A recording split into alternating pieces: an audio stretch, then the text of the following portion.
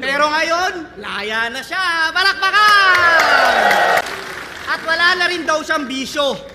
Proud na proud niyang sinasabi habang kasama niya si Bugito. Si Bugito? Walang bisyo? Ulul, tang ina ka! Pag nakadroga kayong dalawa, tamang hold up kayo ng spa. Ganyan ang mga trip nila. Talaga namang kakaiba. Riding in tandem, tang ina, tapos e-bike yung dala. Ganyan ang mga trip nila. Talagang mga salot sa lipunan. Tapos pag nalolobat, bigla-biglang nagsusuntukan. Yung tama ng droga sa utak nyo ay grabe na.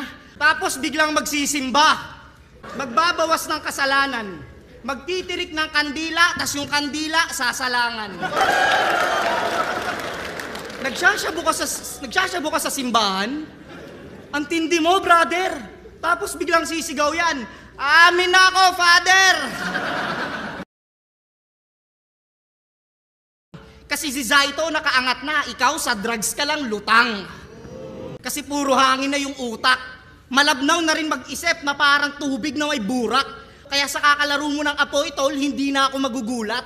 Natitigil ka lang magbato kapag nakabaon ka na sa lupa. Kaya kung simot, bumuboses lang pero hindi kakanta, pues ako putang ina, ituturo talaga kita.